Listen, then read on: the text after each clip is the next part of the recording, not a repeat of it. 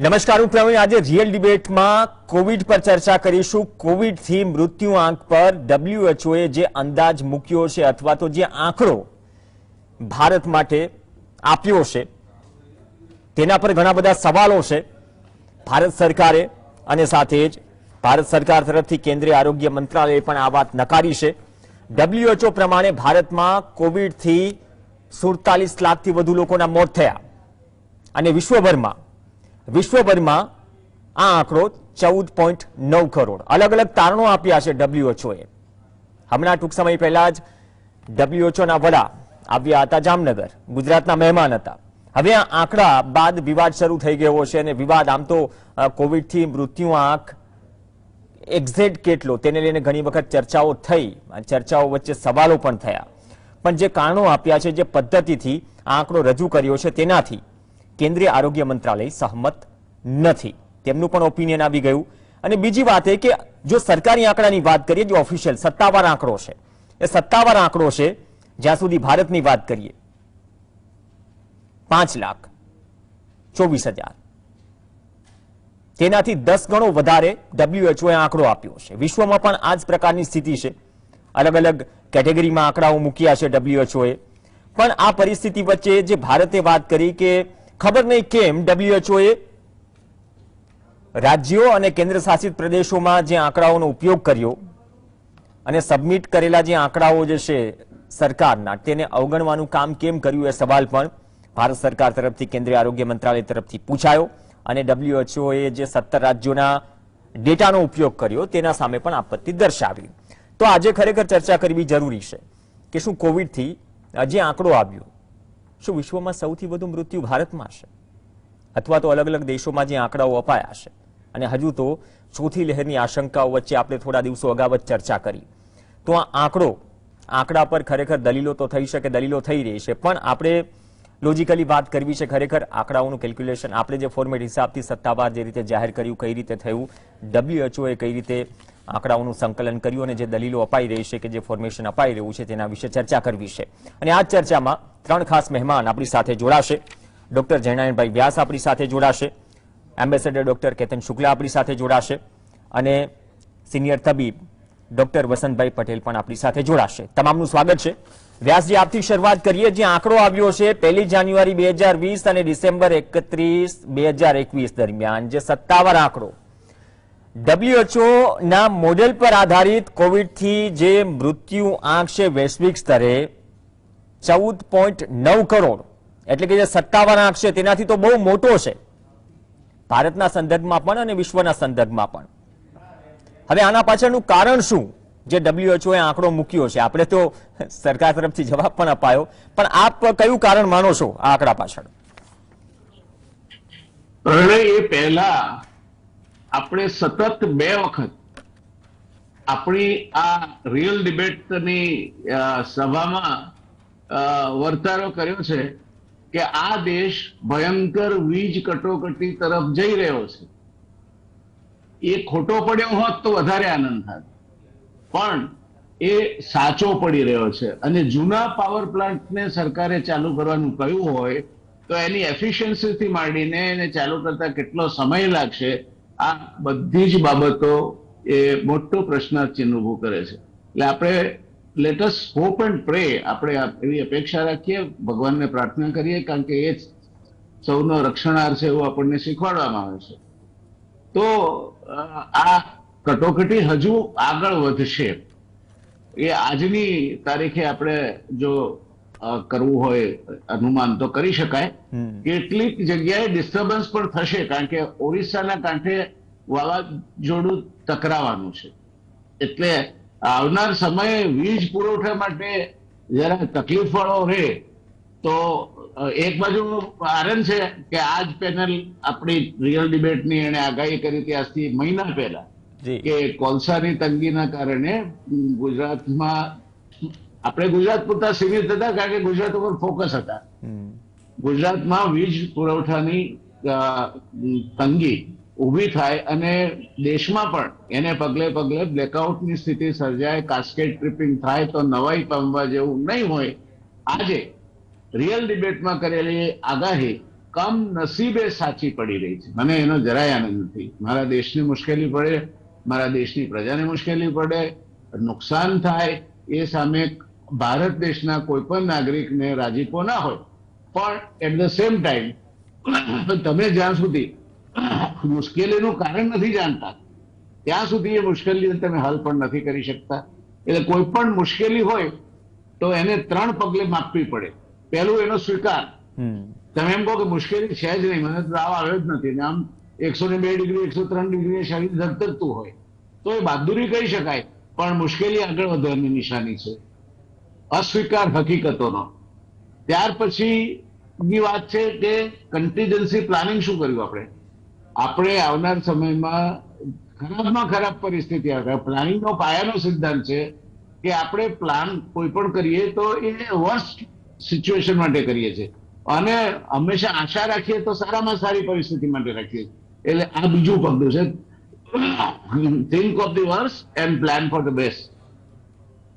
ત્રીજું પગલું એ છે કે કન્ટીજન્સી પ્લાનિંગ. તમારું બેસ્ટ ઓફ ધ થિંકિંગ પણ કદાચ નિષ્ફળ જાય તો કન્ટીજન્સી પ્લાનિંગ તરીકે શું તમે અત્યારે થોડું રેશન કરી અને વીજળીને એ લેવલ પર લઈ જવાના છો કે જેમાં essential services, continuous process industries, ખેતી જેના પાક સુકાતા હોય તે આ બધા ચાલુ રહી શકે. પ્રાયોરિટાઇઝ કે તમે જો અંધારપટ આવવાનું હોય તો કોના ભાગે આવશે. એટલે આ ત્રણેય મુદ્દે હજુ સ્પષ્ટતા નથી અને રોજ આપણે સાંભળીએ છીએ સમાચાર કે વીજ સંકટ ઘેરું બનતું જાય છે. આ ચિંતાનો વિષય છે. હવે આપની વાત પર આવો. પ્રભુ, એક સરસ મજાની કહેવત છે, તમે તો આમ ફૂલ ગુલાબી માણસ છો એટલે તમને ગમશે. એ કહેવત છે કે 3 પ્રકારના જુઠ્ઠાણા છે. there are 3 kinds of lies. The first is the statistics. પહેલું જ તમે આંકડા છે ને એ મોટામાં મોટું જૂઠાણું વ્યક્ત કરવા માટેના અથવા એને છાવરવા માટેનું પહેલું કારણ છે. સેકન્ડ ઇઝ વ્હાઇટ લાઇઝ, સફેદ જૂઠ. એન્ડ થર્ડ ઇઝ એકચ્યુઅલ લાઈ. હવે આમાંથી આ કયા પ્રકારના જૂઠાણા સાથે આપણે પરિચય પાડવાનો છે તેના ઉપર આપણે આનો જવાબ આપી શકીએ. પણ હું એવું સમજો છું કે જે દેશની વસ્તી દુનિયાની 1/16 ભાગની હોય, 16% વસ્તી છે ભારતની, અમેરિકાની 4.5% છે, તો એ વસ્તીના પ્રમાણમાં સર્વે કરવો ખરેખર મુશ્કેલ છે. કારણ કે હેરોલ્ડ જેનિન નામના મેનેજમેન્ટ ગુરુએ કહ્યું છે કે larger is the system, larger are the layers of inefficiency. એટલે કદાચ WHO પણ ભૂલ ખાધી હોય કે આ જે લેવું જોઈએ એનું સેમ્પલ સાઇઝ લેવું જોઈએ, એનું ગણતરી લેવી જોઈએ, એમાં there is lot of room for speculating કે એને બરાબર કામ ન કર્યું અથવા તો એને જે ડેટા ઉપર રિલાય કરે છે એ ડેટા એ ખાતરીદાયક ન હોય. ભારત સરકારે એના આંકડા પરથી કર્યું છે અને સરકારમાં with all due honesty, every government, larger the system, larger is the layers of inefficiency, એ સરકારોને સૌથી વધારે લાગુ પડે છે.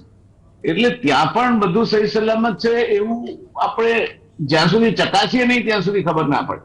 એટલે આજની તારીખે WHO ના ટેડ્રોસ સાચા છે કે ભારત સરકારનો આંકડા બ્યુરો કે સંલગ્ન ખાતું, જે આ આરોગ્ય ખાતું જે આની દેખભાળ કરે છે, જેને સારી રીતે આ આખો એપિસોડને મેનેજ કર્યો, એ સાચું કે કોણ સાચું એ મને લાગે છે કે it can be a pure speculation. એના ઉપર હા કે ના કેવું એટલે આપણી મૂર્ખામીને છતી કરવા જેવું છે. આઈ વુડ સે રાધર કે બંને થોડા ખોટા હોઈ શકે. કાં એક ખોટું હોય ને બીજું સાચું હોય તો કયું સાચું છે એના ઉપર તમને ભાર મૂકવો પડે. અને ત્રીજું કે હમણે જે પહેલા જે કહ્યું આપણે કે બંને ખોટા નથી, બંને ખોટા હોઈ શકે. WHO એની રીતે ખોટું હોઈ શકે. ભારત સરકારના આંકડામાં પણ આવડું મોટું કામ કર્યું હોય તો ભૂલ કાઢવી હોય તો નીકળે, ના નીકળે એવું નહીં. એટલે આ મુદ્દે ચર્ચા કરવા માટે કોઈ ટેલિવિઝન ચેનલ આ મુદ્દો લે તો આંકડા શાસ્ત્રની દ્રષ્ટિએ અથવા તો સામાન્ય જ્ઞાનની દ્રષ્ટિએ આપણે ચર્ચા કરી શકીએ, પણ જ્યાં સુધી બંને આંકડાઓ કઈ રીતે ડિરાઈવ થયા, એ ડેટા ક્યાંથી લેવામાં આવ્યો હતો, એ ડેટાની વેલિડિટી શું છે, અને ત્યારબાદ કયા મોડેલિંગથી એને આપણે કરવામાં આવ્યો છે એની ચકાસણી, આ જ્યાં સુધી ના જોઈએ ત્યાં સુધી કોઈ પણ બહારનો માણસ એમ કહેતો હોય કે આ વાત સાચી છે ને આ વાત ખોટી છે, તો I think he is on A wrong track. એટલે આપણે એ વાત નહીં કરીએ, પણ ડેટા બાબતમાં સંશય ઉભો થયો છે એ ટેડ્રોસ હમણાં જ અહીં આવ્યા, આપણે એમનું સરસ મજાનું સ્વાગત કર્યું, આંતરરાષ્ટ્રીય પેલા પ્રમાણે કરવું જ જોઈએ, પણ મૂળ વાત એ છે કે આ જે ડેટા રિલાયબિલિટી દુનિયામાં તમે જે ડેટા બહાર તરતો મૂકો છો એની રિલાયબિલિટીના બહુ મોટા પ્રશ્નો છે. દાખલા તરીકે ચીન જે ડેટા બહાર મૂકે એને બહુ લોકો સિરિયસલી લેતા નથી. ચીનનો પોતાના જાણ માટેનો ડેટા જુદો હોય ને બહાર અમને જે મૂકવું હોય તે જ મૂકે. એટલે આપણી ડેટા રિલાયબિલિટી આપણે જાળવી રાખવાની છે, અને એ કારણથી I think there should be a joint mission, WHO and Government of India, and they should look at the size of the sample, they should look at the way the data was collected, they should look at the kind of analysis or modeling they will like to do, and then reconcile their findings and data, and then tell us what is the reality.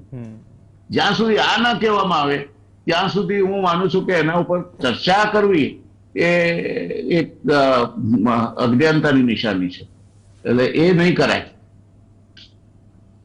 Pravinbhai. જી ધન્યવાદ વ્યાસજી.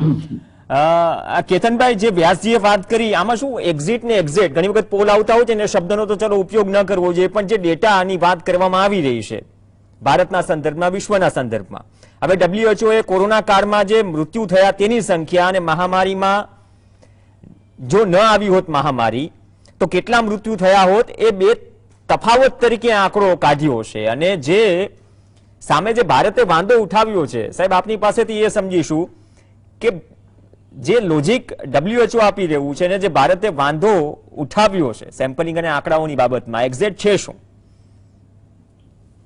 એવું છે કે આજે જયનારાયણભાઈ હમણાં કહ્યું ને કે આપણે આશા રાખીએ આપણે ક્વેશ્ચન ડિસ્કસ થયું તો આવું ના થાય. ત્યારે લાસ્ટ યર આપણે કોવિડમાં આ વાત ડિસ્કસ થઈ હતી અને દિલીપભાઈ પણ હતા. તો આમાં એવું છે કે આપણે એવી આશા રાખતા હતા, આપણને લાગતું હતું જ કે આંકડો ઘણો થોડો આના એટલે સારો એવો વધારે હશે. આપણે પહેલા એ આ બહુ કેવા દુઃખદ ચર્ચા કહેવાય આમ જોવા જઈએ તો, એટલે બધા જે મૃત્યુ પામ્યા છે એમના આત્માને સદગતિ મળે એવી આપણે આશા રાખીએ. તો WHO જે આ રિસર્ચ કર્યો છે સિયાટલમાં વોશિંગ્ટન યુનિવર્સિટીમાં જ્હોન વેફિલ્ડ બહુ મોટા સ્ટેટિસ્ટિશિયન છે એમણે કર્યો છે. હવે એમાં જે ફિગર આપી છે ને એ ફિગરનો આપણે આમ કહીએ કે કેવી રીતે લીધી અને શું કર્યું. તે લોકો 2 ટાયરમાં 2 ટાયર બનાવ્યા હતા, એટલે આપણે ઇન્ડિયાને સેકન્ડ ટિયરમાં મૂક્યા હતા. આપણે માનતા હોઈએ કે આપણે સુપર પાવર છે, પણ સેકન્ડ ટિયરમાં આપણે બરાબર હતા, કારણ કે આપણે હેલ્થ ફેસિલિટી બધી જોઈએ કે સ્પેન દુનિયામાં નંબર 1 ગણાતું હતું, તો ત્યાં આગળ પણ કોવિડના બહુ મૃત્યુ થયા હતા. બીજી વસ્તુ એ છે કે જે 15 મિલિયન ડેથ છે તેમાં આપણે જે એક્સપેક્ટ કરતા હતા તેમાં 7 મિલિયન એ લોકોએ કહ્યું છે કે જે don't have certified medical certificate, અને બાકીના 30 લાખમાં એ લોકોએ કહ્યું કે એનું કોઈ રજીસ્ટ્રેશન થયું નથી. એટલે આમ જોવા જઈએ તો આપણને એમ લાગતું હોય કે આ બહુ ઉપર છલ્લો છે તેવું નથી. એ લોકોએ સારો એવો સ્ટડી કર્યો છે. 57% મેલ છે, 43% ફિમેલ છે. હવે જે ડેટામાં ઉપર નીચે જે ડેટા થયા છે એમાં એ લોકો લોઅર મિડલ ઇન્કમ વાળા છે એમાં એ લોકોએ કહ્યું છે કે 57% છે, હાઈ ઇન્કમમાં 15% અને અપર મિડલમાં 28% છે. તો આપણે જોઈએ કે જે આખો જે રિપોર્ટ આવ્યો છે એમાં જે જુદા જુદા કન્ટ્રી છે એ કન્ટ્રીઓમાં એક્સેસ ડેથ રેટ જે આપણે કહ્યું કે 1 લાખમાં કેટલો એક્સેસ ડેથ રેટ છે, તો પેરુમાં 437 છે કે જે બરોબર લાગે છે. સાઉથ આફ્રિકામાં 200 કયો છે, ઇવન અમેરિકામાં 140 કયો છે. અમેરિકા અત્યારે ગઈકાલે 10 લાખ એમનો મૃત્યુનો આંક થઈ ગયો. રશિયા 367 છે. જયનારાયણે કહ્યું કે આપણો દેશ બહુ મોટો છે, સાચી વાત છે. એટલે ઇન્ડિયામાં એ લોકો 171 છે, જર્મનીમાં 116 છે, બ્રાઝિલમાં 160 છે. એટલે આમ જોવા જઈએ તો કહેવાય કે એ લોકોએ જે સર્વે કર્યો છે, જે સર્વે ખાલી જે કહેવાય કે સેમ્પલ સર્વે જેવું કર્યું છે એ રીતનું નથી. એના માટે એક આખું છે ને વર્લ્ડ મોર્ટાલિટી ડેટા સેટ હોય છે કે જે જેટલા બી ડેથ હોય એના બધા કેસોનું એક રજીસ્ટ્રેશન થતું હોય છે. એ આપણે લાસ્ટ ટાઈમ પહેલા 1 વર્ષ પહેલા આપણે બહુ ડિટેલમાં આની ચર્ચા કરી હતી. તો એ મોડલની અંદર એ લોકોએ 4 પેરામીટર લીધા છે. એક તો સ્ટેટ લેવલ સિવિલ રજીસ્ટ્રેશન, બીજું છે global burden of disease study, ત્રીજું છે mortality report by private polling agency, અને ચોથું છે કોવિડ રિલેટેડ પેરામીટર. હવે આ કોવિડ રિલેટેડ પેરામીટરને પણ એ લોકોએ ગણ્યા છે કે જેની અંદર ચાઇનાને એ લોકોએ નેગેટિવ આપ્યું છે -2, ઓસ્ટ્રેલિયાને -28, જાપાનને -8 આપ્યું છે. એનું કારણ છે કે ચાઇનાની ઝીરો કોવિડ પોલિસી, માસ ટેસ્ટિંગ અને જે કહેવાય કે સ્ટ્રીટ રિસ્ટ્રિક્શન. અત્યારે આપણે જોઈએ છે કે બેઇજિંગમાં ખાલી 50 કેસ છે પણ બંધ કરી દીધું છે. શાંઘાઈ ટોટલ 1 મહિનાથી બંધ છે. એટલે આ બધા પેરામીટર છે. તો આપણે આની અંદર જે કહીએ કે આપણું જે સ્ટેન્ડ છે ઇન્ડિયન ગવર્મેન્ટ, એમાં 3 ઇમ્પોર્ટન્ટ સ્ટેટમેન્ટ છે. એક તો આઈસીએમઆરના ડોક્ટર બલરામ ભાર્ગવ છે. હવે એમનું એમ કેવું છે કે કોવિડની કોઈ ડેથની ડેફિનેશન જ નથી. અને એટલે એક તો બહુ જરા થોડું આમ કહેવાય કે શું કહેવાય કે કટ ઓફ સ્ટાન્ડર્ડ નથી. ટેસ્ટ પોઝિટિવ આવ્યા પછી 30 દિવસમાં જો મોત થાય તો એને કોવિડ મોત ગણીએ. હવે આમાં કોઈ પણ ડોક્ટરને આપણે વાત કરીએ, વસંતભાઈ વધારાના પર પ્રકાશ ફેંકશે, પણ આપણે આમાં 2 પ્રોબ્લેમ છે. એક તો એ પ્રોબ્લેમ હતો કે આપણે ઝીરો પોઝિટિવિટી કરતા નતા અને ટેસ્ટિંગ આપણે ઘણું ઓછું હતું. એટલે આ જે પેરામીટર છે કે કોવિડ થયા પછી તમે પોઝિટિવ આવે ને એ પછી કહો તો આપણને ફર્સ્ટ વેવમાં જ પ્રોબ્લેમ હતો, સેકન્ડ વેવમાં તો આપણને ખબર છે કેવો હાહાકાર મચી ગયો હતો. હવે જે ડોક્ટર પોલ છે એ આપણા કોવિડના ટાસ્ક ફોર્સના હેડ છે, એ કહે છે કે સિસ્ટમેટિક ડેટા કલેક્શન થયું નથી. અને ડોક્ટર ગુલેરિયા કહે છે કે એક્સેસ ડેટ છે કે બહુ બરાબર કહેવાય નહીં. તેમાં એક ત્રીજા આપણે 4 ડોક્ટરોના છે સ્ટેટમેન્ટ જે કહેવાય કે આપણે એના આપણા નિષ્ણાતો કહી શકીએ. એક ડોક્ટર અરોરા છે એ કહે છે કે ભાઈ 2018માં 5 લાખ, 19માં 7 લાખ, 20માં બી 5 લાખ એક્સેસ ડેટ હતા. હવે આ જે આવ્યું છે આ ડિફરન્સ આ બધો કેવી રીતે આવ્યો છે, એક્સ્ટ્રાપોલેટેડ કર્યો છે. 10 વાર આપણે કાગળ લખ્યા હતા. મને એવું લાગે છે ગુજરાતની આબોહવા થોડી વિચિત્ર થતી જાય છે. પ્રેસિડેન્ટ જી આવ્યા હતા, જુલે હતા, તેમણે ગડબડ કરી નાખી. WHO પ્રેસિડેન્ટ આવ્યા, એ હમણાં જ આવ્યા હતા. હવે એમણે જઈને આ રિપોર્ટ બહાર કાઢ્યો છે. હવે આ રિપોર્ટને આપણે જે કહેવાય ને કે ગુજરાતીમાં કહેવાય છે ભૂલ તો બ્રહ્માની થાય, એટલે આપણે એને સરેરાશ વખોડી કાઢીએ તે પેટ ચોળીને પુડા ઊભી કરવા જેવું છે. એટલે એની બેની વચ્ચે કે એમનો કદાચ એક્સેસ હોય, આપણે કહીએ છીએ એના કરતા વધારે હોય, પણ આ પહેલા બીજા 4 રિપોર્ટ આવી ગયા છે. એક તો ઇકોનોમિક્સનો રિપોર્ટ આપણે આપણી ડિબેટમાં લાસ્ટ યર ડિસ્કસ થયો હતો, એક લાન્સેટનો રિપોર્ટ હતો, અને ત્રીજો રિપોર્ટ હતો ડોક્ટર ઝા, એ 3 સોર્સ ડેટામાં એમણે કર્યો હતો. એમાં એ લોકો 4 મિલિયન, પણ એક ડેટા આપણે ઇન્ડિયામાં થયેલો છે જાન્યુઆરીમાં. એ વસંતભાઈને ખબર હશે કે IIM અમદાવાદ અને યુનિવર્સિટી ઓફ ટોરન્ટોએ ડેટા કર્યો છે. અને એ ડેટાની અંદર જે આપણે પોલ એજન્સી છે સી વોટર, એ લોકો 1 લાખથી ઉપર ટેલિફોન પર કર્યા હતા. 12 સ્ટેટનો રિપોર્ટ છે. એ લોકોની ફિગર પણ 30 થી 40 લાખ જેવી છે. લાન્સેટે કર્યું છે, એ 12 સ્ટેટમાં કર્યો હતો, એમાં પણ એ લોકોને 20% એક્સેસ ડેથ દેખાય છે. એટલે આ બધી જે આપણે કહીએ કે જુદી જુદી કન્ટ્રીઓનો આપણે રિપોર્ટ જોઈએ. એ સિવાય આપણે વર્લ્ડ જે કહેવાય કે મોર્ટાલિટી ડેટા સેટ છે, સિવિલ રજીસ્ટ્રેશન સિસ્ટમ છે. તો આ બધું જોતા એવું લાગે છે કે આપને યાદ હશે કે વસંતભાઈને યાદ હશે, જયનારાયણભાઈને યાદ હશે કે લાસ્ટ યર કેરાલામાં તરત જ ત્યાંના એક ડોક્ટર નાગનાથને કર્યું હતું તો ડબલ કરવું પડ્યું હતું. આ ડેટા મધ્યપ્રદેશમાં ચેન્જ થયા છે, ગુજરાતમાં ચેન્જ થયા છે. અને જે આપણે જે હવે બીજી એક વસ્તુ ઇન્ડિયામાં એ છે કે ઇન્ડિયામાં જે ડેથ રજીસ્ટર થાય છે તેમાં એક ડોક્ટર અરોરાએ કહે છે કે પહેલા 85% હતું, હવે 98% છે. એટલે સ્ટેટિસ્ટિક એક એવી વસ્તુ છે ને કે જે ઘણીવાર જેટલું બતાવે એના કરતાં ઘણું છુપાવતું હોય છે. એટલે આ એક જરા કોમ્પ્લિકેટેડ ઇસ્યુ છે. પણ આની અંદર એ છે કે જે એ લોકોએ ખાસ કારણ એ કહ્યા કે ટેસ્ટિંગ, જે ડેથ રજિસ્ટ્રી ઇન્ડિયાની જે ટેસ્ટી એક સ્લો અને થોડી પેચી છે કે જે હકીકત છે. આપણે મધ્યપ્રદેશમાં તમે એક રિપોર્ટ જોયો હશે કે સ્મશાનમાં જેટલા માણસો મરી ગયા તો એના જે ડેથ રજીસ્ટર થયા હતા એના કરતાં 10 ગણા આંકડા હતા. એટલે આ બધી વસ્તુઓ જોતા, અને 50% ડેથ ઇન્ડિયામાં વિલેજમાં થતા હોય છે. એનું રેકોર્ડ કીપિંગ પર્ટિક્યુલર યુપી બિહારમાં બહુ ઓછું હોય છે. એટલે અને મોટાભાગના સ્ટેટે હવે જે ક્લેમ આવ્યા છે કે પહેલા જે ડેથ હતા એના કરતાં વધારે ક્લેમ કર્યો છે. એટલે આ બધી જ વસ્તુઓ જોવા જોઈએ. તો આના માટે એક ઉપાય છે, અને એ ઉપાય એક જ છે કે જે ડોક્ટર વેડને બે સજેસ્ટ કર્યો છે, અને મને લાગે છે કે ખૂબ જ બરાબર છે કે આપણો સેન્સસ થયો નથી. આમાં એક પ્રોબ્લેમ એ થયો છે કે WHO આપણી પાસે રિપોર્ટ માંગ્યો હતો કે તમે 2021 નું સેન્સસ નું અમને આપો. નથી થયો તો એનો વાંધો નહીં, પણ એને માટે હવે એક જે 20 જાન્યુઆરી 2020 થી જેટલા પણ ડેટ થયા છે તેમાં એજ, સેક્સ અને એની ડેટ અને વીકલી જો આ રિપોર્ટ બનાવે તો જે કહેવાય કે સેકન્ડ વેવમાં એકદમ વધારે મૃત્યુ થયા હતા, અને આપણે આમ જનરલી જોવા જઈએ જેને કહેવાય ને કે એમને તો આપણે જેટલા પેનલિસ્ટ બધા બેઠા છે અને આપ બેઠા છો તો દરેકે કોવિડના કેટલાય કેસ જોયા હશે અને દરેકના ઘરમાં 4, 5, 6 મૃત્યુ થયા હશે. એટલે એ બધું આ બધી પરિસ્થિતિ જોતા આજે સેન્સસની અંદર કરે તે ક્લેરિટી થઈ જાય એ બહુ જ મહત્વની છે. એનું મહત્વ શું છે કે આ જે રિપોર્ટ છે એનું આગળ જતા ભવિષ્યમાં આપણને શું ફાયદો થઈ શકે તેના માટે બે વસ્તુ આપણે યાદ રાખવી જોઈએ. બે મોટી વસ્તુઓ દુનિયામાં થઈ છે. એક તો 30 થી 40 ની અંદર 1930 to 1940 માં બ્રિટન અને અમેરિકામાં બહુ જ મેલ જે કહેવાય ડેથ વધતા ગયા. તે લોકો આખો એક સ્ટડી કર્યો અને એ સ્ટડીને અંતે એક પ્રૂવ થયું કે આ જેટલા સ્મોકિંગ કરતા હતા એની અંદર ખૂબ જ વધારે ડેથ રેટ આવ્યો છે. એટલે આ તો સાયન્ટિફિક પ્રૂવ થયેલું છે. અને પછી લોકોએ જાહેર કર્યું કે સિગરેટ પીવાથી લંગ કેન્સર થાય છે ને એટલે એને લીધે ડેથ રેટ વધે. બીજો 90s માં આપણને બધાને યાદ હશે કે કેલિફોર્નિયાની અંદર જે કહેવાય કે 1980 ની આજુબાજુ ગે યંગ લોકોની અંદર HIV અને એડ્સનું પ્રમાણ બહુ એકદમ વધી ગયું હતું. તો એ પછી આખો એનો જે સર્વે કર્યો તે ડેટાને લીધે ખબર પડી કે આખું ડાયગ્નોઝ થયું, એનો જે પછી આગળ પછી ટ્રીટમેન્ટ થઈ.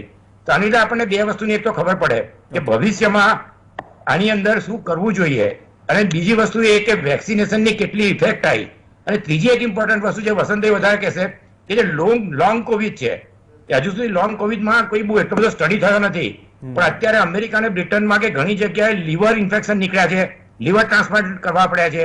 એટલે આ બધી વસ્તુઓ કરવાથી જે કહેવાય કે આંકડો વધારે હોઈ શકે તેના માટે કંઈ શરમાવા જેવું નથી. આપણો દેશની વસ્તી 140 કરોડ છે. આપણને થોડા વખતમાં આપણે ચાઇનાથી આગળ નીકળી જઈશું. પણ આ બધા જે લોંગ ટર્મ ફાયદા જોવા જઈએ તો એક વ્યવસ્થિત સર્વે થઈ જાય, અને જે ડેથ રજિસ્ટ્રી છે એ બહુ સિમ્પલ વસ્તુ છે. તો આ બધું કરીને 4-5 મહિનામાં WHO ને આપણે સેન્સસના ડેટા આપીએ અને એમના જે એક્સપર્ટ છે, આપણા એક્સપર્ટ છે, બેસે તો મને લાગે છે કે આ પ્રોબ્લેમ સોલ્વ થઈ શકે. આંકડો વધારે આવશે એ હકીકત છે, ઘણો વધારે નહીં આવે એ પણ હકીકત છે, પણ વચ્ચે ન આવે તો પણ વધારે છે. તો જાગ્યા ત્યાંથી સવાર એટલે આ બધું કરી લે તો એક આપણે માટે ફાયદો છે, કારણ કે prevention is better than cure. અને આ જ ડિસ્કશન આપણે લાસ્ટ યર ઓક્ટોબરમાં થયું હતું, જેવું આ કોલસાનું થયું છે એવું. એટલે આ કહીએ કે આમાં હવે આપણે આમાં બહુ જે કહેવાય કે બધું જ ખોટું છે એ માનવું પણ ખોટું છે. અને એમાં જે કહેવાય કે આપણી ક્રેડિબિલિટી, કારણ કે WHO આપણે હમણાં જ વખાણ કર્યા છે 1 મહિના પહેલા, આયુષનું ઇન્કોરેક્શન કર્યું, એમના હેડ આવ્યા હતા, અને એમાં આપણા ગોપીનાથન છે એમને લોકોને સર્ટિફિકેટ આપ્યા છે. એ આપણે ચૂંટણી પ્રચારમાં વપરાયા છે કે WHO કહ્યું છે કે આ સૌથી સારું છે, એટલે WHO કહે છે એનાથી વધારે સારું શું હોઈ શકે. એટલે આમાં એવું છે કે લાન્સેટ છે એ બી સારું મેગેઝિન છે, અને આપણો IIM નો સર્વે છે જાન્યુઆરીનો. એટલે આપણે જોતા બેની વચ્ચે કંઈક ફિગર નીકળશે, ચર્ચા થવી જોઈએ, અને ચર્ચા કરવા કરતા આના પર પગલાં લેવા જોઈએ. જેમ બને એમ જલ્દી આનું સોલ્યુશન આવે એ આગળના ભવિષ્યમાં પણ લોકોને ફાયદો થશે, આપણી હેલ્થકેર સિસ્ટમ વધારે સુધારવામાં ફાયદો થશે. અને સૌથી અગત્યનું મેં જે કહ્યું કે જે રીતે સ્મોકિંગ પકડાવી રીતે લોંગ ટર્મ કોવિડના જે ઇમ્પેક્ટ હશે, જે આપણે 2-3 મહિના પહેલા ડિસ્કસ કર્યું, એની ઉપર પણ કેવા પગલાં લેવા સરકારે. અને આના માટે એક બીજી સિમ્પલ વસ્તુ છે કે આપણી પાસે બહુ સારી જે કહેવાય કે ક્રાઉડસોર્સ ડેટા આપણે કરી શકીએ, કારણ કે આપણી પાસે મોડર્ન મશીનરી લીઝિંગ છે, કોમ્યુનિટી હેલ્થ વર્કર, આશા અને આંગણવાડીના વર્કરો આપણી પાસે બહુ છે, બાયોમેટ્રિક આઈ કાર્ડ જે ચાઇના યુઝ કરે, આપણી પાસે આધાર કાર્ડ છે, સેલફોન રેકોર્ડ છે, અને એક સેન્ટ્રલ રજિસ્ટ્રી સિસ્ટમમાં ખાલી કોવિડનું જુદું કરે, એની અંદર ડેથ ઇન્સેન્ટિવ રિપોર્ટિંગ માટે એક ડેથ ઇન્સેન્ટિવ આપણે 4 લાખ રૂપિયા આપવા જેટલે ઇન્સેન્ટિવ છે, એટલે ડેથ ઇન્સેન્ટિવ રિપોર્ટિંગ નહીં કરે તો પણ મળી જશે. અને મેડિકલ સર્ટિફિકેશનની સિસ્ટમ ઇમ્પ્રુવ કરે તો મને લાગે છે કે આ પ્રોબ્લેમ સોલ્વ થઈ જશે. બહુ ગંભીર નથી, પણ એને આપણે ગંભીરતાપૂર્વક લઈશું તો આપણને ભવિષ્યમાં બહુ ફાયદો થશે. ઓકે, સાચી વાત કીધી કેતનભાઈ, કેમ કે રિસર્ચ કે જે ડેટા હશે એ આવનાર ભવિષ્ય માટે પણ, જેમ લોંગ કોવિડમાં અહીંયા પણ ચર્ચા થઈ, તો એનો ઉપયોગ આવનાર દિવસોમાં પણ થઈ શકે. પણ એક્ઝેક્ટ ડેટા ઉપર ચર્ચા કરવી અને ડેટા કલેક્ટ કરવો પણ જરૂરી છે. વસંતભાઈ પટેલ પણ આપણી સાથે જોડાયેલા છે. બ્રેક બાદ તેમની પાસેથી સમજીશું કે જો આ મોડેલ છે, મોડેલને શું ચેલેન્જ કરી શકાય, કેમ કે આપણે ત્યાં પણ જન્મ અને મૃત્યુ નોંધણીના નિયમો છે, તેના આંકડાઓ છે, સામે ભલે એક્ઝેક્ટ જે આંકડાઓ છે સત્તાવાર તેની સામે ક્લેમ વધારે થયા છે. તો એક્ઝેક્ટ વસંતભાઈ પાસે પણ સમજીશું. એક બ્રેક માટે રોકાઈશું. બ્રેક બાદ આ ચર્ચાને આગળ વધારીશું. Welcome back. મૃત્યુ આંક પર સવાલ ચર્ચા આગળ વધારીએ. WHO એ ભારત અને વિશ્વના સંદર્ભમાં જે કોવિડથી મૃત્યુનો જે આંકડો જાહેર કર્યો છે તેના પર ચર્ચા કરી રહ્યા છીએ. અને ચર્ચા પહેલા આપણે ડોક્ટર જયનારાયણભાઈ વ્યાસ અને ડોક્ટર કેતનભાઈ શુક્લા સાથે વાત કરી. આપણી સાથે ડોક્ટર વસંતભાઈ પટેલ પણ જોડાયેલા છે. વસંતભાઈ, જે કેતનભાઈએ વાત કરી કે જે મોડેલની વાત થઈ રહી છે, એક તો ભારત સરકારના મત મુજબ દેશમાં જન્મ અને મૃત્યુની નોંધણીમાં એક ચોક્કસ પદ્ધતિ છે આપણે વર્ષોથી, એ મુજબ આપને આંકડા મળી રહે. હવે દાયકાઓ જૂની જે વૈધાનિક જે કાયદાકીય આપણું માળખું છે, જન્મ અને મૃત્યુ નોંધણી અધિનિયમ છે, હવે આમાં ભારતનું કહેવું છે કે આ પદ્ધતિને ગાણિતિક મોડેલથી પડકારી ન શકાય.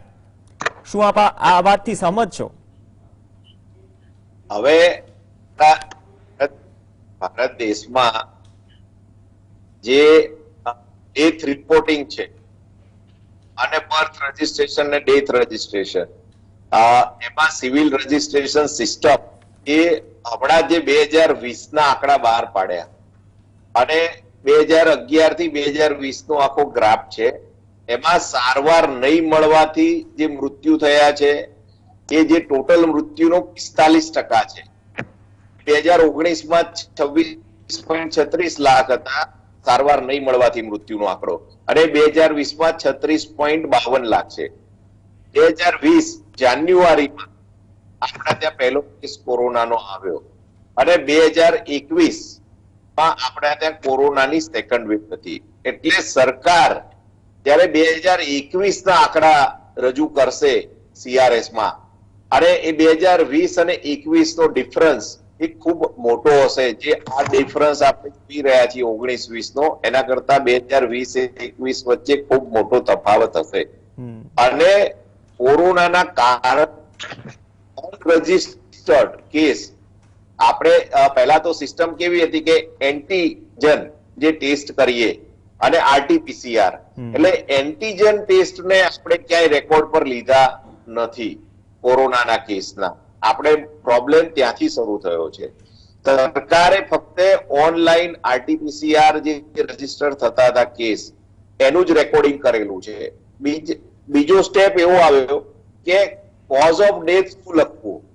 ત્યારે કમિટીએ એવું નક્કી કર્યું કે ભાઈ હાઇપરટેન્શન, ડાયાબિટીસ આ તે હોય તો એને સિવિલ અને સરકારી હોસ્પિટલમાંથી કોઝ ઓફ ડેથમાં કોવિડ નહોતું મળતું. એને કોઝ ઓફ ડેથમાં hypertension, diabetes, bronchial asthma, COPD આવું લખી આપતા હતા.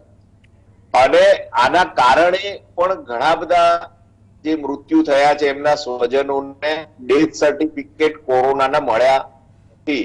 એ ઇવન સિવિલ હોસ્પિટલમાં મૃત્યુ થયું, કોવિડ વોર્ડમાં મૃત્યુ થયું છે, અને એનું અંતિમ ક્રિયા કોવિડ પ્રોટોકોલ પ્રમાણે કરી છે, છતાં પણ એ લોકોને કોવિડ નું ડેથ સર્ટિફિકેટ મળ્યું નથી.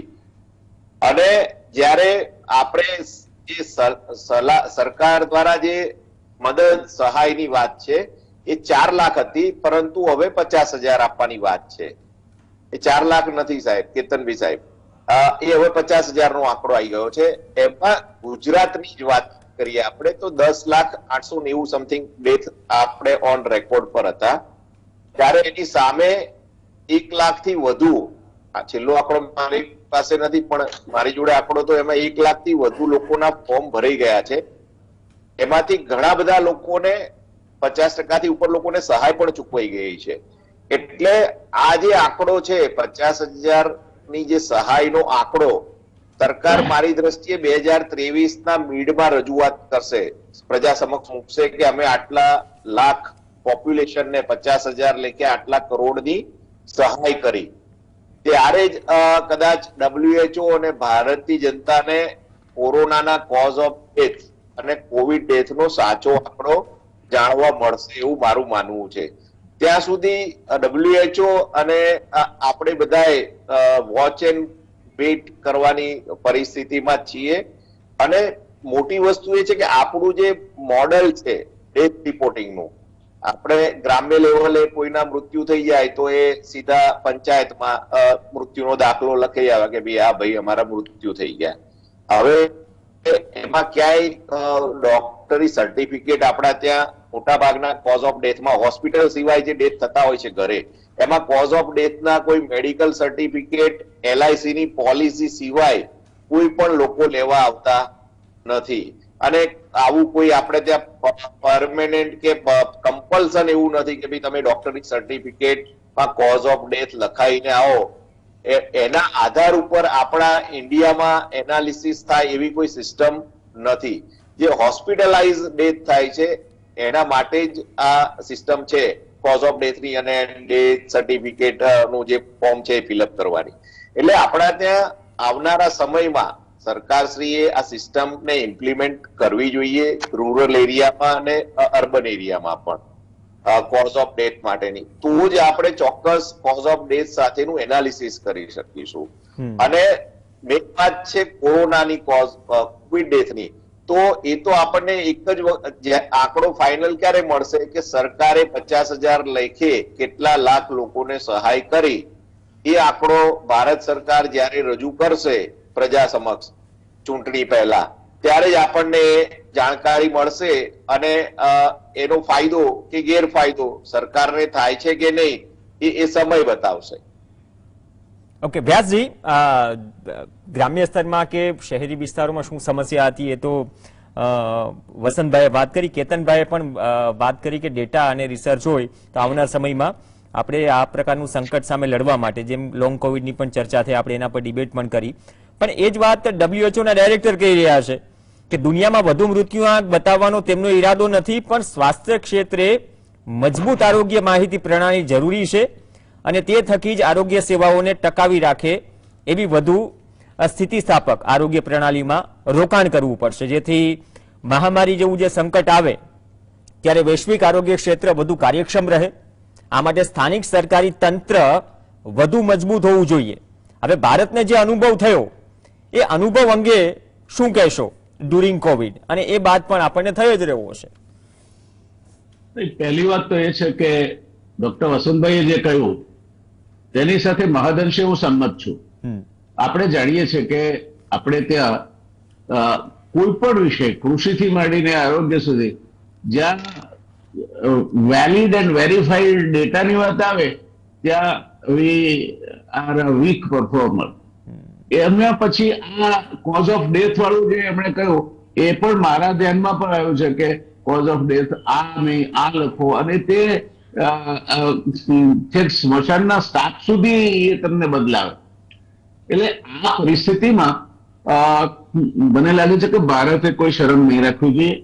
As a responsible world citizen we should meet with the challenge, call the independent agency or WHO, one officer from our side and the concerned staff. Let us re-verify the data. If you have a mistake, why are you, if it is a genuine mistake, what is wrong? You know, you have not killed the people. It is the pandemic which has played this havoc. So, आज जो आंकड़ों આપણે દુનિયાને નહીં આપીએ તો પરિસ્થિતિ આવશે કે આગળ જતા આ પ્રકારનો મહામારી આવે ફરી થાય તો we will again be groping in the dark. જે પહેલી લેયર વખતે આપણે અહીંથી કઈ ફાફડિયા મારતા હતા, ટોસિઝોલિબ ના મળે, રેમડેસિવિર ના મળે, એ કામ કરશે કે નહીં એ કોઈ કોન્ફિડન્સથી કહી ના શકે. Now you have the experience, why don't you share it with the world? તો આઈ થિંક કે આ વાત વસંતભાઈએ કહી તે ખૂબ મહત્વની છે અને તમારા ડેટાની ક્રેડિબિલિટી માટે પણ જરૂરી છે. કારણ કે વિશ્વમાં એક વખત તમારા ડેટાની ક્રેડિબિલિટીની શંકા ઉભી થઈ તો આપણે અનેક સંસ્થાઓ સાથે કામ પાડવાનું છે. IMF થી માંડીને વર્લ્ડ બેંકથી માંડીને એશિયન ડેવલપમેન્ટ બેંકથી માંડીને બ્રિક બેંક સુધી. Who will trust your data? એટલે દરેક વખતે આપણે ફરીથી સર્વે કરવા બેસીશું. એટલે we must come out clean on this issue. અને મને વિશ્વાસ છે કે ભારત સરકાર પાસે એક ક્ષમતા છે કે આ આખી બાબતને સંપૂર્ણ એક સરખા સ્ટાન્ડર્ડથી ને એક સરખા સ્ટાફ સાથે એનું એક્ઝામિનેશન કરીને બહાર મૂકી શકે. અને એ વાત બિલકુલ સાચી છે પ્રણભાઈ, જેનો તમે ઉલ્લેખ કર્યો તે કે આજે ટેડ્રોસ કહે છે કે દુનિયામાં વધુ મૃત્યુઆંક બતાવવાનો તેમનો ઈરાદો નથી, હોઈ જ ન શકે. કોઈ એમને ટેડરોસને શું ભારત પ્રત્યે કે બતાવે. પણ લેટ અસ અન્ડરસ્ટેન્ડ કે પહેલા બિલના નીચે લખાતું હતું E&OE. હવે એ E&OE તો આપણે સ્ટાન્ડર્ડ ક્લોઝ તરીકે એક્સેપ્ટ કરવું છે ને. Errors and omissions expected. એટલે આ પરિસ્થિતિમાં તમે ક્યાં જઈ રહ્યા છો, શું કરવા માંગો છો? અને વન્સ ફોર ઓલ ભારત જેવો શક્તિશાળી રાષ્ટ્ર એનો પોતાનો ડેટા જ એટલો વિશ્વસનીય હોવો જોઈએ કે WHO ને આવા તેવા એઝમ્પશન ન કરવા પડે. એટલે there is something, some need, I would say, which Vasantbhai has said, which Ketanbhai has said, yeah, we must establish our credibility and look at this entire incident as not something કે તમારા ઉપર કોઈ દોષારોપણ કરવા માંગે છે. ના, એની રીતે નહીં લેવું જોઈએ. પણ તમે ખેલદિલ છો, તમારામાં હિંમત છે અને તમે બિલકુલ કોન્ફિડન્સથી આ આખી વાત તમે જે કહો છો એને સિદ્ધ કરવા તૈયાર છો. એ રીતે you should embrace the issue and come out clean. I mean Bharat પાસે ક્ષમતા છે અને ભારતે એનો ઉપયોગ કરવો જોઈએ. બાકી statistics is the most mischievous thing in this country. એટલે આપણે એના માટે આપણી પાસે જેટલા કોઈ સોર્સિસ છે તેનો આધાર લેવો જોઈએ, including the Indian statistical institute. એ કરીને આપણે આપણા બિલકુલ હાથ ચોખ્ખા હોવા જોઈએ કે ભાઈ આ છે, જો હવે આ તમારા નિષ્ણાતે હતા અંદર, અમારા હતા ને બધા ભેગા થઈને આ કર્યું છે. હવે તમને કોઈ અંતમ જવાની તક નથી. આ નહીં કરીએ ત્યાં સુધી તો ધીસ ગોસ્ટ વિલ હોવર અરાઉન્ડ. આ ભૂત ધૂણ્યા જ કરશે અને એ ધૂણશે એટલે બીજી બધી ઘણી જગ્યાએ નડશે. એટલે આ પરિસ્થિતિમાં આ જે આખો ઇસ્યુ છે એને બહુ હળવાશથી લેવા જેવો નથી. કારણ કે it might create embarrassments, issues, etc. in the future, where you are to negotiate some finances, or where you are to negotiate some deals, or where you are to negotiate some packages. Let us come out clean on that. એવું મારું માનવું છે ને ભારતે challenge ઉપાડી લેવી જોઈએ તો વિશ્વ સમુદાયમાં ભારતની આબરૂ ચાર આંગળે ઊંચી જશે. એનાથી કોઈ નુકસાન થવાની શક્યતા નથી. જી ધન્યવાદ વ્યાસજી. કેતનભાઈ, જે વ્યાસજીએ વાત કરી કે જે વસ્તુ છે એ આપણે જે સ્થિતિ છે એ સ્વીકારીને આપણે આગળ વધવાની, બીજી વાત તૈયારીઓ કરવાની વાત કરી. પણ જે ડેટા, આપણે જે ડેટાની તમે અગાઉ પહેલા સવાલના જવાબમાં પણ વાત કરી, WHO 24 મહિનામાં જે આંકડાઓ રજૂ કર્યા છે 14.9 કરોડ. હવે એમાંથી 81% મધ્યમ આવકવાળા દેશોમાંથી છે આંકડો જે WHO આપે છે, અને એ પછી નીચી કે મધ્યમ આવકવાળા દેશોમાંથી 53%, ઉચ્ચ મધ્યમ આવકવાળા દેશોમાંથી 28%. જે WHO નું કહેવું છે કે વધુ મૃત્યુની ગણતરી વસ્તીના કદથી પ્રભાવિત થાય છે. પ્રતિ 1 લાખે વધુ મૃત્યુની સંખ્યા COVID-19ના નોંધાયેલા મૃત્યુ કરતા મહામારીનું ચિત્ર વધુ સ્પષ્ટ કરે છે, એવું WHO નું કહેવું છે. આ અંગે આપનું શું માનવું છે, જે મોડેલ પર ચાલી રહ્યા છે અથવા તો ડેટા કલેક્શનની વાત થઈ રહી છે? એ મોડેલમાં એવું છે કે એ લોકોએ અમુક વસ્તુઓ ગણી છે કે જે મેં પહેલા કહ્યું પેરામીટર. તો જે આંકડા આવ્યા છે એમાં એવું નથી કે વસ્તી વધારે છે એટલા માટે આંકડો વધારે આવ્યો છે. સૌથી વધારે ઇજિપ્ત 11-12% જેટલો એ લોકોનો આંકડો વધારે છે. એ પછી આવે છે ઇન્ડિયા 10%, પાકિસ્તાન 8%, બાંગ્લાદેશ 5% અને ઇન્ડોનેશિયા 7%. એટલે બધું કહેવાય કે આ ઇજિપ્તથી માંડી અને ઇન્ડોનેશિયા સુધીમાં થોડી બધી વધારે છે. રશિયાનો પણ 3.3 ગણો બતાવ્યો છે. આની અંદર એક વસ્તુ એ છે કે જે વસંતભાઈએ કહ્યું ને કે ટેસ્ટિંગ, તો આમાં જે ટેસ્ટિંગ થયું ના હોય છે, કોવિડ નથી થયું ના આપી શકાય. એટલે આપણો જે કદાચ બધી આખી ફિગરો આવી જશે એ ફિગરમાં કદાચ 20 લાખ આવે પણ 40 લાખ નહીં આવે. પણ જે આ લોકોએ આખો સર્વે કર્યો છે વર્લ્ડ WHO, એનું કારણ એક છે કે આગળ જતા આપણી હેલ્થ, જે આમાં જે આપણે જોયું કે પહેલા વેવ પછી બીજા વેવમાં ઓક્સિજનની તંગી હતી, હોસ્પિટલોમાં હતી, તે લોકોએ સર્વેમાં એ બી આંકડા ઉમેરી દીધા છે. જે વસંતભાઈએ કહ્યું કે કોઈને ડાયાબિટીસ થયો હોય, કોઈને કિડની ફેલ્યોરનું રોજ ડાયાલિસિસ ચાલતું હોય, તો તો એ લોકોને પણ ટ્રીટમેન્ટ ના મળી અને મરી ગયા, એ લોકોને બી આ ડેટાની અંદર ઇન્ક્લુડ કરે છે આખી વર્લ્ડમાં. એટલે મેં કહ્યું કે જે વર્લ્ડની સારામાં સારી હેલ્થ સિસ્ટમ ગણાતી હતી સ્પેનની, ઇવન અમેરિકાની 10મા નંબરે છે, તો સ્પેન અને ઇટાલીમાં જ પહેલા વેવની અંદર પરિસ્થિતિ ખરાબ થઈ ગઈ હતી. એટલે આખા સર્વે કરવાનું એક કારણ એ છે કે જે તમારી હેલ્થ વ્યવસ્થા છે, તો આપણે અમદાવાદમાં કે બીજે બધે પણ ડોક્ટરો પછી એડમિટ નતા કરતા, ડાયાલિસિસ બંધ થઈ ગયા હતા, હાર્ટના પેશન્ટ હોય, કેન્સરના પેશન્ટ હોય, તો એમ્સની અંદર લોકો 6 મહિના રાહ જોઈ.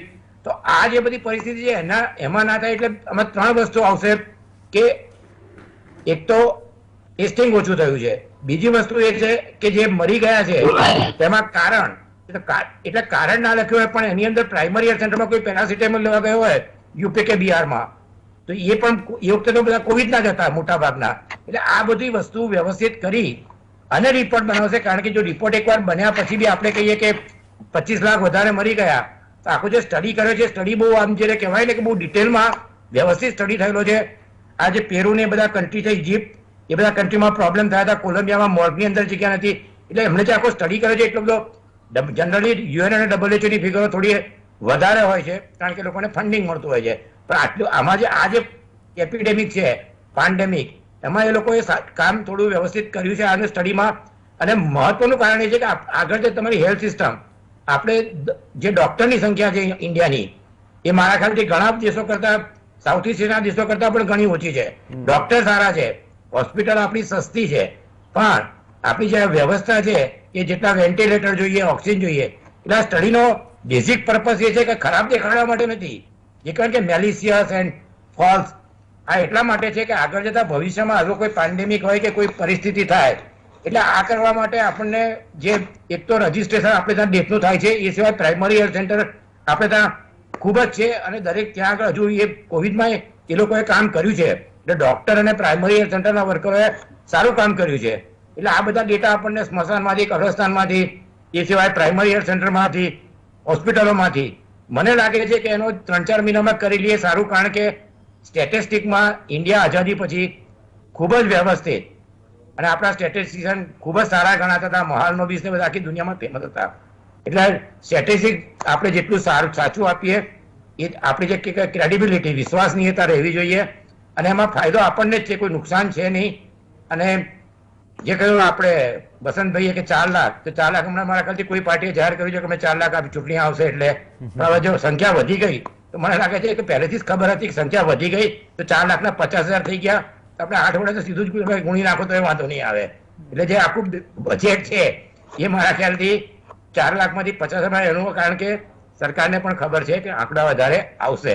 એટલે ચેતતો સદા સુખી, આપણે જેટલું જલ્દી કરી લઈએ એ મારા ખ્યાલથી લોકોના હિતમાં છે, દેશના હિતમાં છે અને વિશ્વના હિતમાં છે. કારણ કે આવા પેન્ડેમિક અને એપિડેમિક થાય તો દુનિયામાં બધે જ પ્રોબ્લેમ થાય. ચાઇનાથી આખી દુનિયા પરેશાન થઈ ગઈ, ડેલ્ટા વેવથી બીજા બધા પરેશાન થઈ ગયા. સાઉથ આફ્રિકા, બ્રિક્સના જે કન્ટ્રી છે એ મારા ખ્યાલ 3માંથી ફેલાયું છે, બ્રાઝિલનું કંઈ વચ્ચે હતું પણ બંધ થઈ ગયું. એટલે જેટલું જલ્દી થાય એટલું સારું ના થઈ શકે એવું છે. એટલું ડિફિકલ્ટ નથી જેટલું લાગે છે, કારણ કે આપણી પ્રાઇમરી હેલ્થ સેન્ટર આપણા આખા ઇન્ડિયામાં ઘણી બધે જ છે. અને એ લોકો વસંતભાઈને ખબર હશે કે લોકોએ કામ કર્યું છે, primary centre, district health centre, government hospital, even કોવિડમાં એ લોકોએ ઘણું સારું કામ કર્યું છે, એટલે મળી શકશે ડેટા. ઓકે વસંતભાઈ, જે ડેટાની વાત, ડેટા ઉપર જ વાત આવી કે ચલો ડેટા મળી શકશે ને આપણે જે સ્થિતિમાંથી પસાર થયા છીએ હવે એમાંથી શીખીને આગળના સમય માટે તૈયારીઓ કરવાની છે. પણ જે ભારત સરકારનું કહેવું છે કે WHO એ ગણતરીના આધાર માટે પોતાના વૈશ્વિક સ્વાસ્થ્ય અનુમાન 2019નો ઉપયોગ કર્યો, જે સ્વીકારી શકાય તેમ નથી. હવે જે આગળ કહેવામાં આવ્યું છે કે ભારત સરકારે જે વાત કરી છે કે ડેટા અમારી પાસે જે છે એ સત્તાવાર આંકડો છે, યોગ્ય પદ્ધતિથી હોસ્પિટલમાંથી મેળવાયો છે તે ડેટા છે. હવે આ સંયોગોમાં ભારતના આંકડા કરતા આટલો મોટો ફરક જો વધારે આવે આંકડામાં તો એ સ્વીકારી શકાય તેમ નથી, સરકારે કહ્યું. શું આ બાબતે ભારતની દલીલ સાથે આપ સહમત છો અને માનો છો કે WHO એ બધા જ સભ્ય દેશોના આંકડાઓનું સન્માન કરવું જોઈએ અને તેનો સ્વીકાર કરી લેવો જોઈએ, કે હજુ ડિબેટ ચાલશે વૈશ્વિક સ્તર પર? ચોક્કસથી પ્રવીણભાઈ, કેતનભાઈએ કહ્યું અને વ્યાસ સાહેબે પણ કહ્યું કે આમાં ખોટું લગાડવાનો પ્રશ્ન નથી. સરકારે, ભારત સરકારે, જો WHO ભારત સરકારનું જે વેક્સિનેશન મિશન છે કોવિડ, અને એને ખૂબ સારી રીતે વખાણ કરતું હોય, એને એવોર્ડ કરતું હોય કે ભાઈ ભારતનું જે વેક્સિનેશન પ્રોગ્રામ છે એ દુનિયામાં ખૂબ સારામાં સારો પ્રોગ્રામ છે. અને આપણે બધા એના સાક્ષી છીએ. 85% લોકોને આપણે ડબલ ડોઝ વેક્સિનેશન 138 કરોડના પોપ્યુલેશનમાં આપી દીધો, એટલે ખૂબ મોટું એચિવમેન્ટ. અને એને WHO પણ એક્સેપ્ટ કરીને એને એવોર્ડ કરે છે કે ભાઈ ના, ભારત સરકારે આ કામ સારું કર્યું છે. સાથે આપણે આ ડેટાની વાત છે. હમણાં જે આયુષ મંત્રાલય દ્વારા જે કરવામાં આવ્યું આયુર્વેદિક ને પ્રમોશન કરવાનું, તો એમાં પણ ટેડરોને આપણે જે ભારતની આયુર્વેદિક પદ્ધતિ છે એને પણ સરાહના કરી. ત્યારે જયારે ડેટાની વાત આવી ત્યારે આપણે એનો વિરોધ કરીએ. કદાચ મારી દ્રષ્ટિએ ખૂબ ઉતાવળું સ્ટેટમેન્ટ હોઈ શકે. ભારત સરકારમાં જે અધિકારીઓ છે એ લોકો આ આખી ગેમ જે તે સમયે રમાઈ. આપણે બધા, તમે, હું, જયનારાયણભાઈ, બધા આપણે સાક્ષી છીએ કે અધિકારીઓ દ્વારા જે તે સમયે જે તે સ્ટ્રેટેજિકલી નિર્ણયો અને નિયમો બનાવવામાં આવ્યા. જે 108 નો હોય અથવા તો ડેથ સર્ટિફિકેટમાં કોવિડ નહીં લખવું, આ બધા જે નિયમો જે તે સમયે વ્યાસજી આપને કોમ્પ્લિમેન્ટ કરવા માંગે છે. વસંતભાઈ, વ્યાસજી આપને કોમ્પ્લિમેન્ટ કરવા માંગે છે. હું એ વાત સાથે સંમત છું આપની. આપણા ત્યાં તો એવા ઇનોવેટિવ અધિકારીઓ હતા કે ઇમરજન્સી મેનેજમેન્ટ સર્વિસીસની વાન એને ઓક્સિજન ગોડાઉનમાં કન્વર્ટ કરી અને દર્દી એડમિટ ના થાય ત્યાં સુધી હોસ્પિટલની આગળ 108 ની લાઈનો લાગતી હતી. હવે આને ક્યાં લઈ જઈશું આપણે? અને એની concomitant with that golden hour treatment આપવા માટે 108 વપરાય છે. તો આ જે 15-17 દિવસ એને 108 ને બ્લોક કરી, તો why this concern officer should not be sort of tried under culpable homicide amounting to murder? રીતસરનું ખૂન કર્યું છે લોકોનું 8 થી 10,000 તો આ કેમ ચાલે બધું? જી વસંતભાઈ. વ્યાસ સાહેબની વાત બિલકુલ સાચી છે. અને એ આપણે સમયગાળો બધાએ જોયો છે. આપણા કોકના સ્વજનો આમાં આ જે આખો કેઓસ ઉભો થયો તો એમાં મૃત્યુ પણ પામ્યા છે. બધાના સ્વજનો ક્યાંક ના ક્યાંક આમાં ફસાયા છે. હવે જે ડેટાની વાત કરીએ તો બે પ્રકારના ક્લાસ છે આપણી પાસે. એક એકદમ પુઅર ક્લાસ છે અને એની પાસે કોવિડનું કોઈ ડોક્યુમેન્ટેશન નથી. એનું મૃત્યુ થઈ ગયું, એને સારવાર PHC કે આશા વર્કરે આપી છે, પરંતુ કોઝ ઓફ ડેથ નું સર્ટિફિકેટ એની પાસે નથી, એની પાસે કોઈ રિપોર્ટ અવેલેબલ નથી. એવા લોકોને આજે નવું ડેટા કોઝ ઓફ ડેથ માટે આખી કમિટી બનાવીને એને નિયમો બનાવ્યા છે કે DYHO અથવા તો DHO લેવલના અધિકારી, જિલ્લા લેવલે, તાલુકા લેવલે, એ તમને સર્ટિફિકેટ આપશે તો તમને 50,000 ની સહાય મળશે, ભલે તમારી પાસે કોવિડનું કોઝ ઓફ ડેથ નું સર્ટિફિકેટ નહીં હોય છતાં. અને એટલે એ લોકોને મળશે, પણ અમુકને નહીં મળે. એટલે એ ગરીબ માણસો છે એને પણ 50,000 ની સહાય નહીં મળે. બીજો વર્ગ એવો છે કે જેને 10-15 લાખ અને ખૂબ પૈસા પાત્ર લોકો છે, અમુક લોકો એમાં મૃત્યુ થયા છે. એ 50,000 લેવા લાઈનમાં નથી ઉભા રહેવાના. એટલે એ લોકો પણ જયારે આપણી પાસે ફાઇનલ આંકડો આવશે કોરોનાના ડેથની સહાયનો, એમાંથી આ બે વર્ગ પણ બાકાત રહેશે. જેને સહાય લેવી જ નથી, એનું મૃત્યુ કોરોનાથી થયું છે, 50,000 ની લાઈનમાં એને ઉભા નથી રહેવું, કારણ કે એને 5, 10, 15 લાખ ખર્ચી કાઢે છે, 50,000 માટે લાઈનમાં નહીં આવે. એટલે હજી જે પણ આંકડો આવશે મારી દ્રષ્ટિએ એમાં આ બે વર્ગ છે, જે હાયર ક્લાસ છે અને જે એકદમ લોઅર ક્લાસ છે, જેની પાસે સર્ટિફિકેટ નથી. હાયર ક્લાસ પાસે સર્ટિફિકેટ છે છતાં એને 50,000 ની સહાય નથી લેવી. એ લોકો બાકાત રહેવાના જ છે. સાચો કોરોનાનો આંકડો સરકાર જે સહાય કરશે 50,000 લેખે ભારત દેશમાં, ગુજરાતમાં 50,000 થી ઉપર લોકોને કઈક સહાય કરી દીધી છે.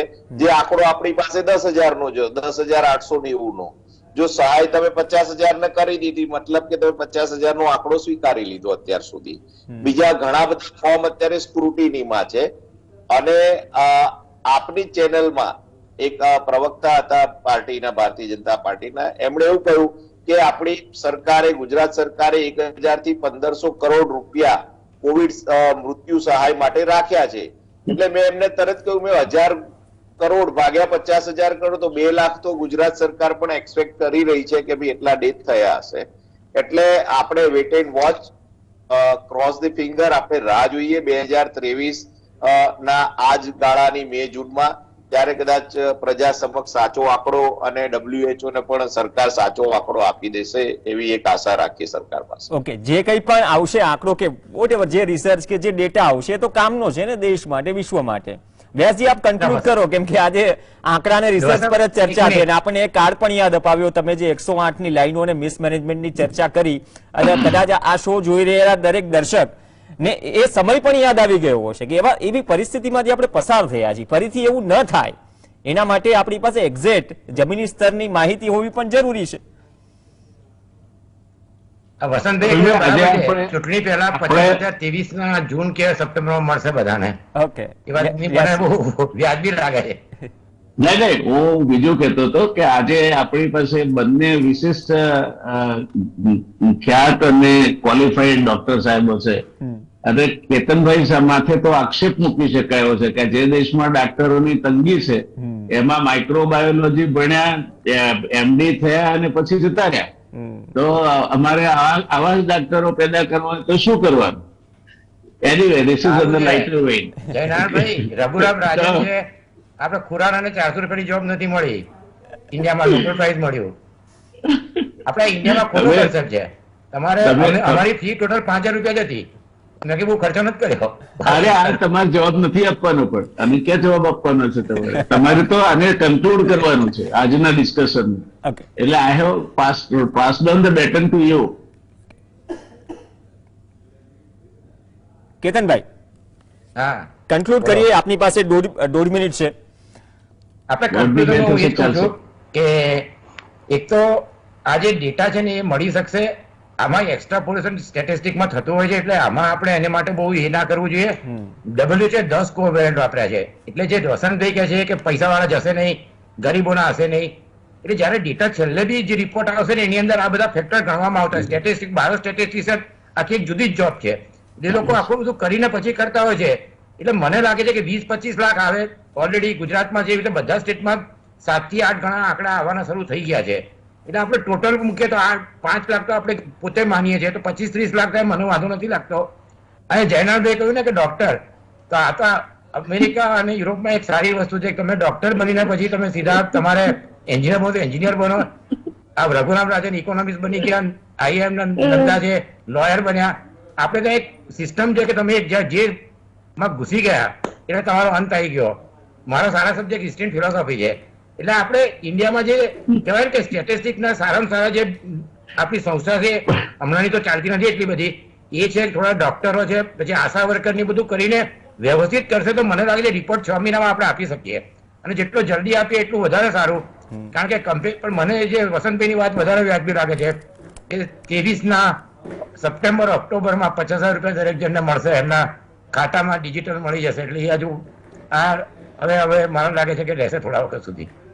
ઓકે, ધન્યવાદ. સમયનો અભાવ છે પણ આજે બહુ રસપ્રદ ચર્ચા રહી. ડેટા પર વાત કરી, ભૂતકાળને પણ વાગોડ્યો, એક ખરાબ અનુભવ, કડવા અનુભવને પણ વાગોડ્યા. હવે એ વસ્તુ, એવી પરિસ્થિતિ ન સર્જાય તેના માટે જમીની સ્તરની એક્ઝેક્ટ માહિતી, ડેટા કે પછી રિસર્ચ હોવું જરૂરી છે.